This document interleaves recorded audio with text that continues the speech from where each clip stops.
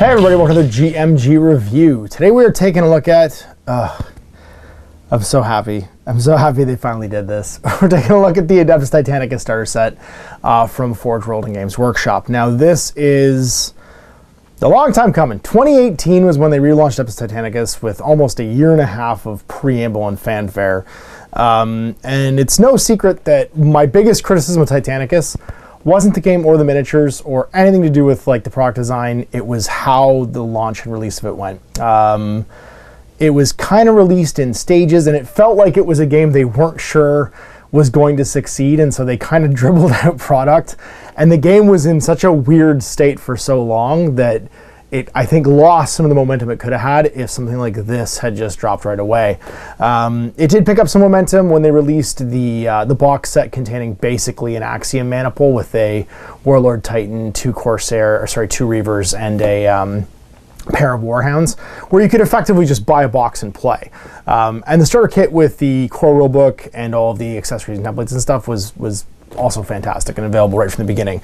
But because it was all separate products and all chopped up, it was hard to jump in and play the game out of a single box, which honestly, every miniature game that has any longevity or legs, or that you're just trying to launch right from the get-go, especially a new game like this, well, not new, but a remake of a classic game like this, it should have a starter set. If you're gonna have consumer confidence, I think this is the kind of product you want to make. And Games Workshop, to their credit, 2 years later, has taken the game and put together a really, really good starter box that not only incorporates pretty much what you need to play right away, but also a bunch of errata and stuff that's come out over the last 2 years, basically remaking the rulebook in a softcover format and providing, for a pretty good price point, it's $150 US, and it's gonna be about 200 Canadian, maybe 180 Canadian, depends on how the conversion rate looks today.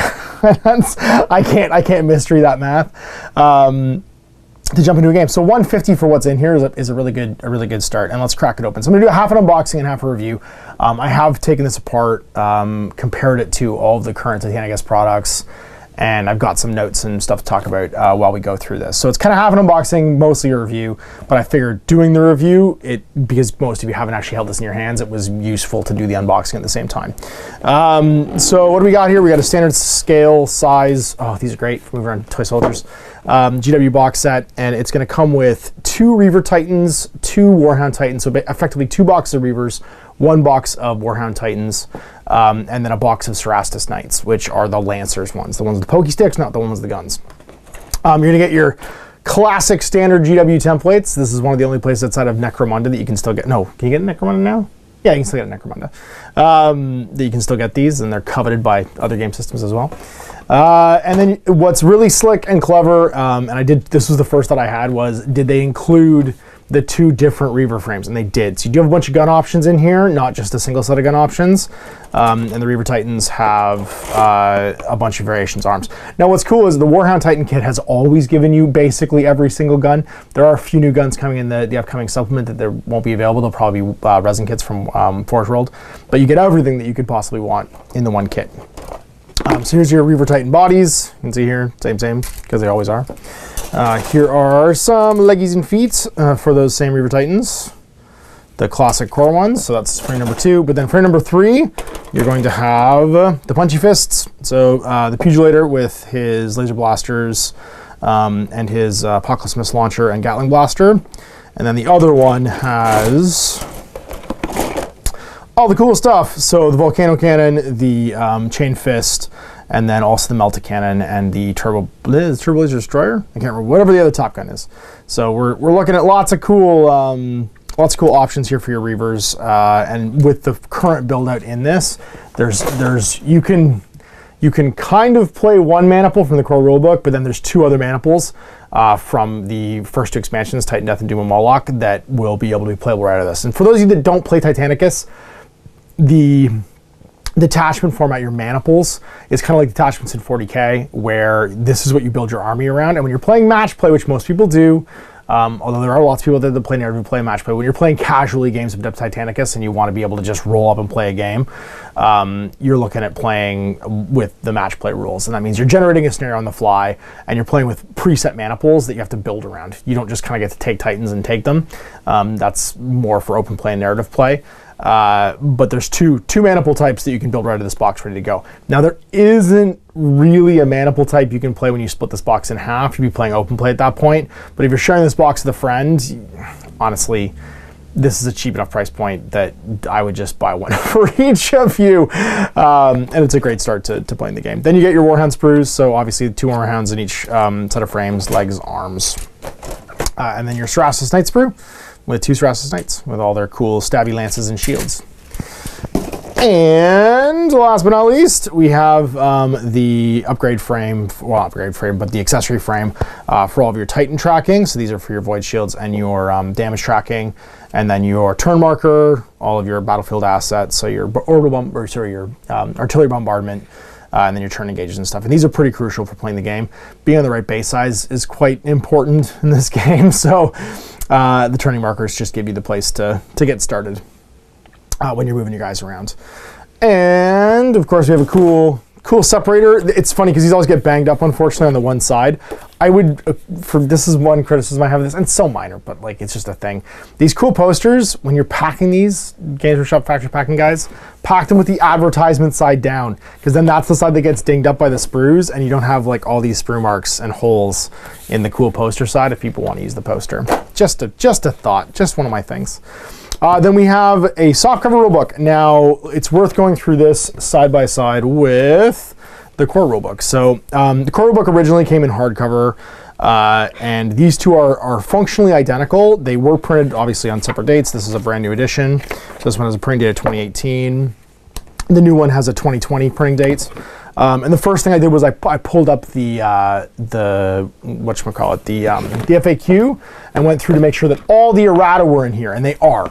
So they've taken all of the errata from the errata document, and this effectively replaces that rulebook.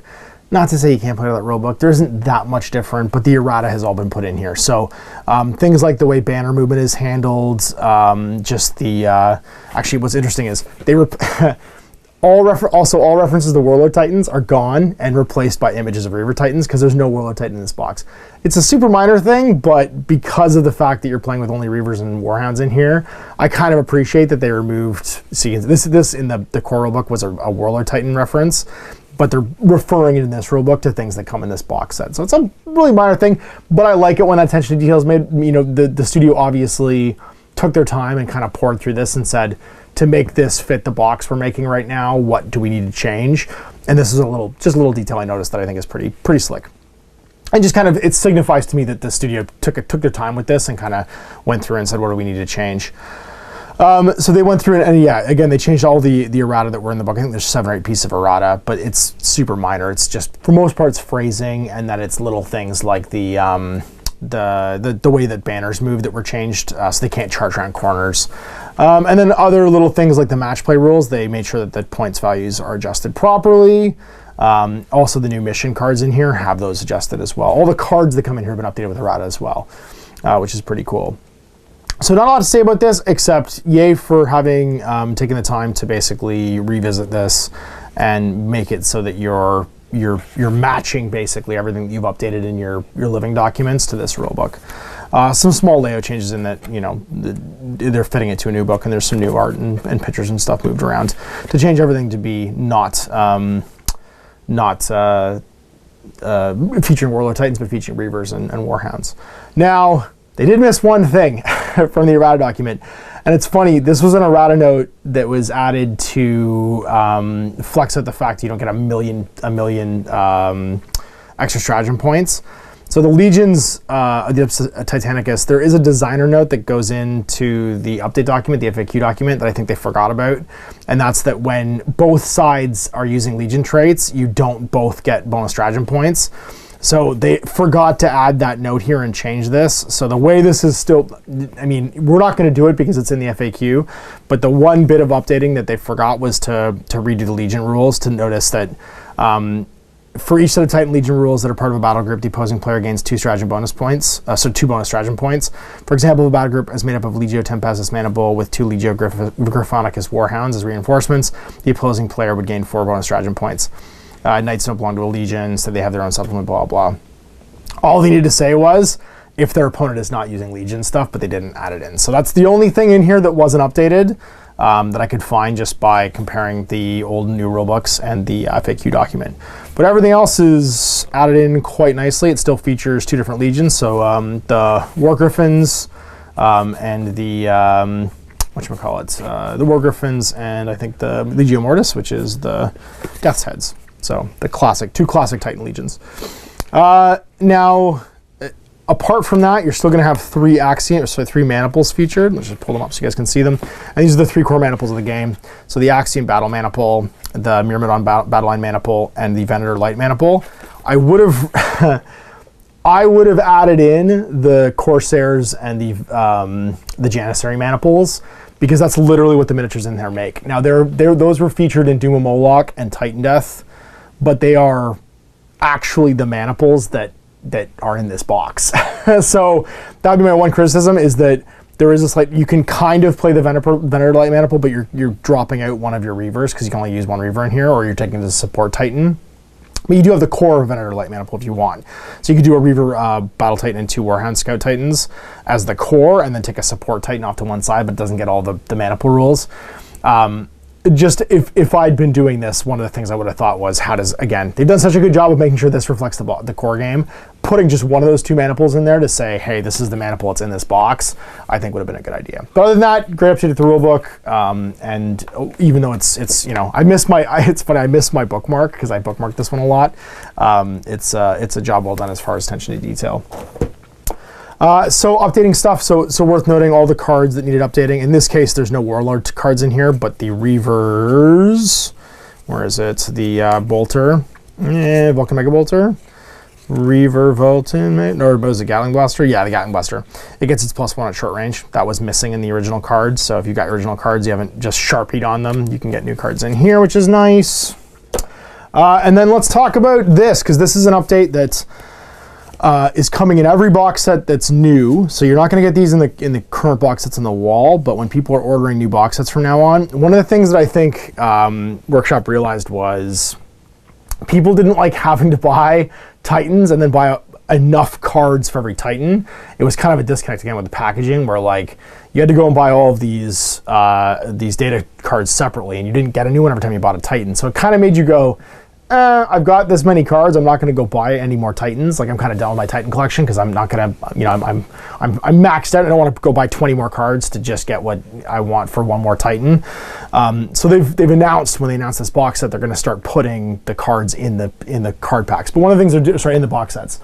One of the things they're doing is they've changed the format for them. So here's one of the original ones. You can see it's a heavy card, and it's punched, versus these ones are a light card, and they are unpunched. So they're the one somewhat, I think, probably problematic thing is that all your tokens have a little nub on the bottom. They're designed to sit in these punch holes. So you might want to find a tiny hole punch and punch these out. It will make it a bit problematic to have them sit flat. Unless, maybe did they think of that? I don't think they retooled the frame. Let's have a look real fast and see if they took the nubs off, because I don't think they did. I think the nubs are still on them. Yeah, the nubs are still on them. So stuff might slide around a little bit. It's not going to be perfect, but I think it's a good solution to the fact that, whenever you buy a Titan from now on, at least you get the rules to play with the Titan, or the accessory to play with the Titan, because you literally can't play the game with these cards. It's very hard to play without tracking all of this important information on your sort of like your dashboards. So the dashboards being important, I'm glad that they've started to include them in the box. I finally have some Cerastus Knight ones that aren't my janky photocopied ones that were glued to the back of old BFG quick reference sheets that I then cut up. This is actually the same. I will note that there's no new printing of this. The accessory, or the quick reference sheet, is still from 2018. It's even dated 2018. So this is the exact same one that came in the old Grandmasters edition. And then we got same old dice from the Grandmasters edition. All our bases. This unfortunately was a bit bent in here, but not a huge deal. Get some transfers. Same transfers that come in all the box sets.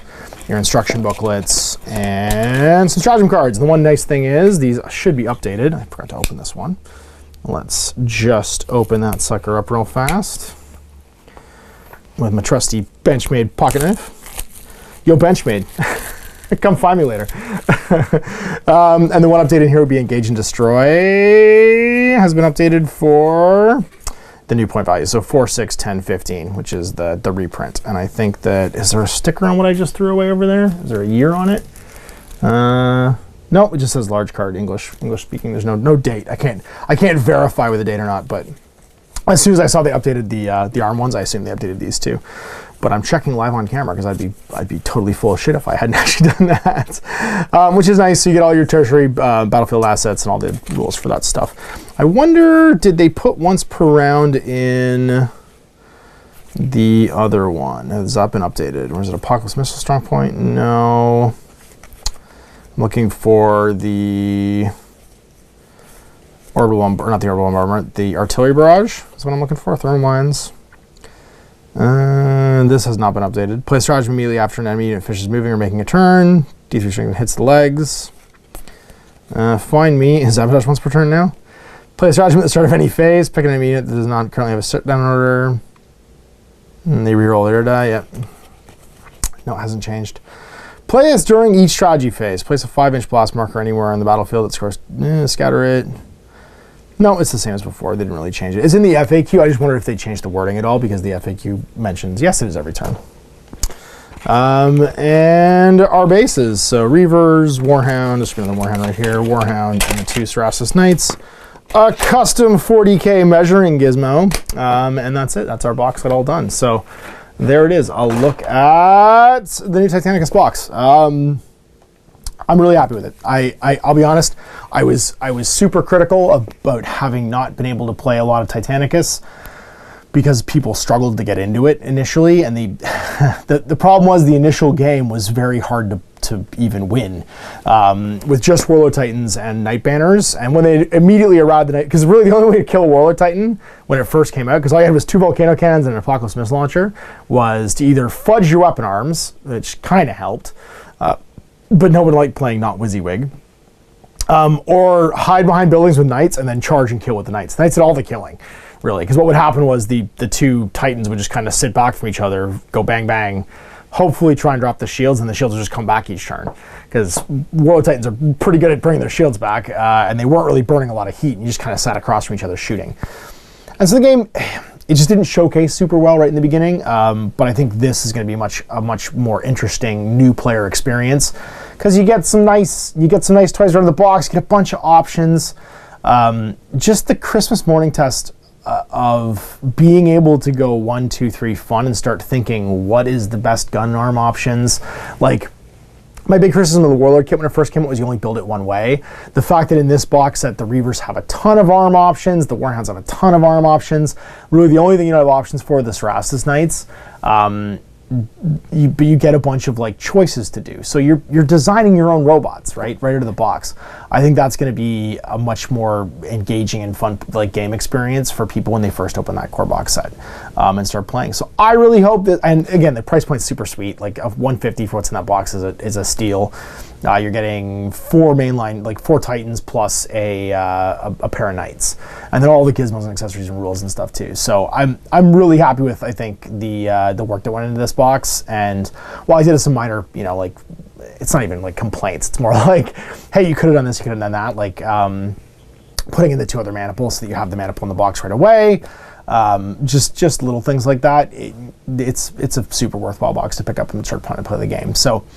Yeah, good job. I'm stoked. I hope I get to play more Titanicus because of this. I'm gonna give the Titans in this box to Owen because I got my Warp Runners. I have a huge Warp Runner army, and I'm actually pretty excited about some Order Sinister stuff because I got this to show off today too. I'm gonna do a separate video on it, but we got some Shadow and Iron to show off too. So this is the Ordo Sinistre Titanicus expansion along with some new maniples and stuff, but I'm gonna build some Nemesis Warbringers and all that stuff too. So I'll be busy doing that, and if Owen has a Titan Legion, he can play games. So I think that's gonna up to my having someone local that is playing the game will help my possibility to do more Titanicus battle reports. And we really liked. I mean, he'll really like it because it's like BFG, and now that there's options and things he can play with, I think he's gonna be jumping out of his skin. So yeah, you'll see more Titanicus coming up in the future. Big thanks for watching. You can click the links up here in the cards to check out my review of Shadow and Iron, which is up today as well. And we'll talk about what's new in the Horse Heresy campaign and new Titans and new maniples and stuff there too. So I already said big thanks for watching. Big thanks for watching again. Thanks, Alan Dash. Not Gaming. I hope you enjoyed that video. If you want to support the channel, of course, like and subscribe and hit the little bell below so you get notifications when I post future content. I do post stuff 7 days a week. If you want to support the channel further, you can, of course, buy a t-shirt through Spreadshirts, buy a measuring gauge or objective markers from Death Ray Designs, or, of course, most importantly, there is Patreon. Patreon is what makes all this possible, keeps the lights on, pays for the studio costs, pays for the equipment, model costs, and everything else, and most importantly, puts food in my kids' bellies and a roof over their heads. Big thanks to everyone, past, future, who supported me. I do this stuff because of you guys, and of course, I will continue doing it as long as I can.